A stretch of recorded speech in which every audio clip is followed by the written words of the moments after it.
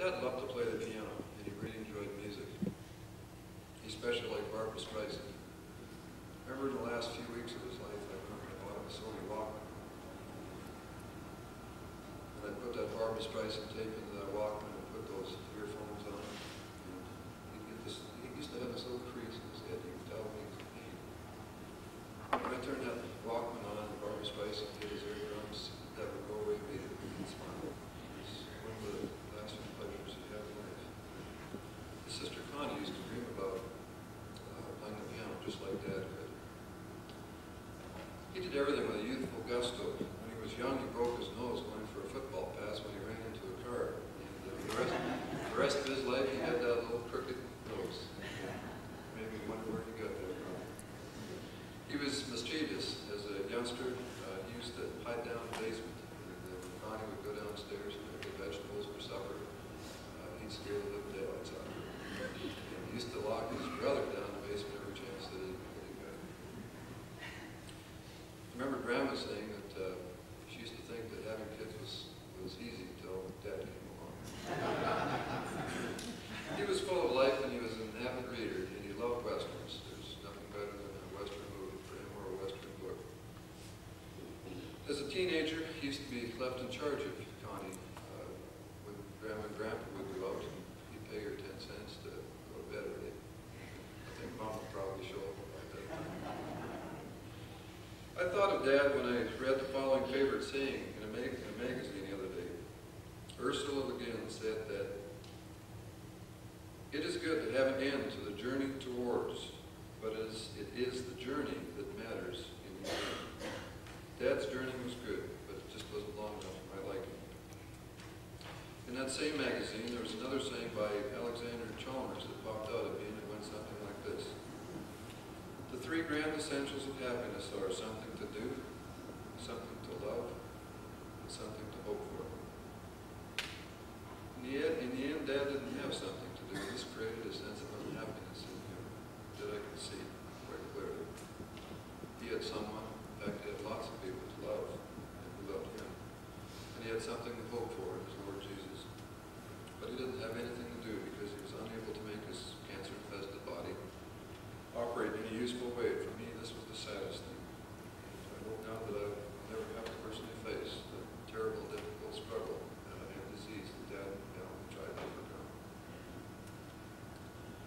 Dad used to drag me to church when I was young. I remember him taking one of Mom's old nylon stockings and tying a knot in it and sticking it on my head so I could keep my crew-cut hair from sticking up. And he would make me polish my shoes for church.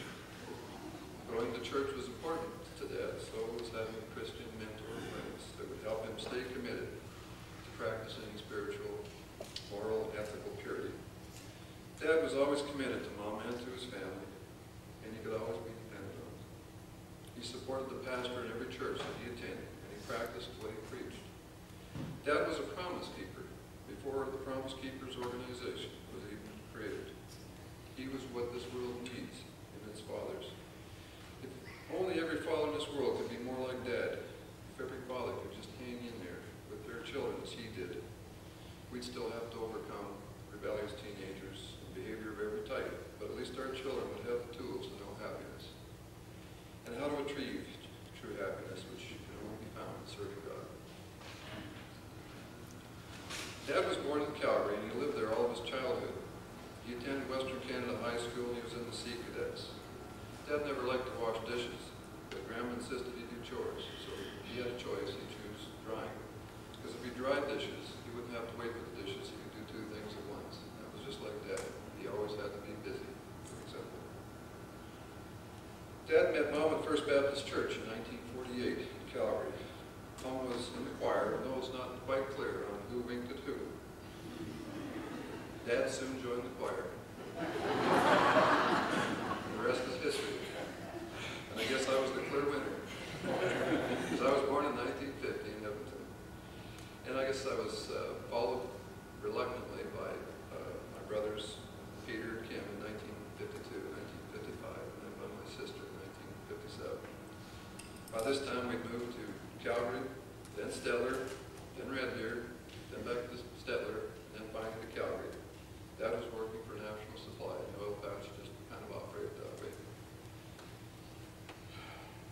Southwood in Calgary for the rest of my childhood. Dad worked for National Supply until 1967. After a brief career with Armco, he started a 12-year career with ATCO in Calgary in 1968. This is about the time my brother Kim was killed in a car train accident. In 1976, Mom and Dad were offered the opportunity to move to Houston with ATCO's International Division, and they moved to the home that Mom still lives in. Dad left ATCO in 1978 after careers with Hughes Tool and Gates Rubber Company. He went to work as a realtor with Century 21 Gregory in 1986. And in February of 1994, Dad was a top producer there, something that he was very, very proud of. As a child in Calgary, I have fond memories of the times that Mom and Dad would pack up a station wagon and go to the interior of British Columbia for a 2-week vacation in hot sand in Penticton. Frankly, it was not very enjoyable sitting in the backseat with little brothers and sisters and no air conditioning. And the best part was getting a flat tire so that we could all get out of the car. Dad didn't like to stop and ask for directions. If the tires weren't flat and we had gasoline, we just kept going. And that was him too. Dad loved baseball. He thought the Astros were going to be the world champions. And it really broke his heart when Nolan Ryan left the Astros to go to the Rangers. A couple of weeks ago, when Dad was unable to do anything for himself, Peter turned on this little portable television beside his bed.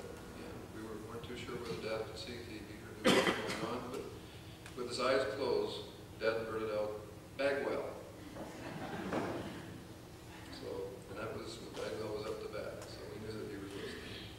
One of the last pleasures that Dad had was about 2 months ago when Sherry, Luke, Marissa, and I visited Dad, and I put him into his wheelchair and took him out in the backyard so he could watch the kids splash around in the pool.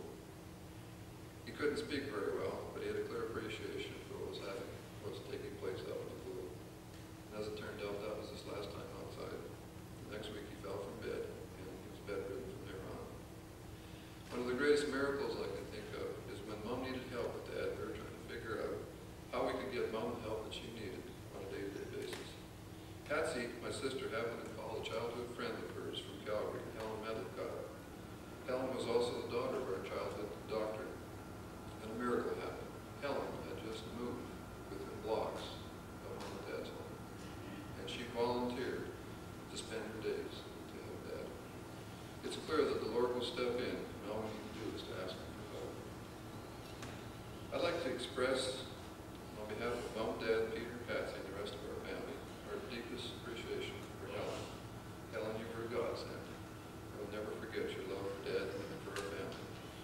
I'd also like to thank Molly, Sandy, Kathleen, Edna, and others at Houston Hospice who worked tirelessly to support our family and to help Dad's last days on this earth to be the very best that they could be under the circumstances.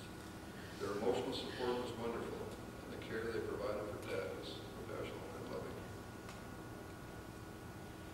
Our family would also like to express our deepest appreciation for all of Dad's friends, neighbors, close, many other church members, and classmates who visited him and supported Mom tirelessly and were there whenever there was a need. We feel very blessed to have you all as friends. On Father's Day a few weeks ago, Peter, Patsy, and I came to visit Mom and Dad to be with Dad on what we knew would be his last Father's Day. We weren't sure that he would even be awake or aware of our visit, but we came anyway, hoping that he would know that we were there and that we cared. When we got there, it was as if he had been saving up energy for this visit. He was awake and wanted to sit on the edge of his bed. That was a big effort for him and one that was very painful. He looked around at the 4 of us and he said very clearly, "This is the son of a gun." That was just like him, and a clear declaration that he knew what was going on and he wasn't giving up. And he never gave up until July 2nd. With Mom and Connie at his side and holding his hand, he simply ran out of energy, and God took him peacefully with him. We'll miss you, Dad, but we know that you're in a better place, and that we'll see you again one day. Dad's sister Connie Richardson is here from Brownfield.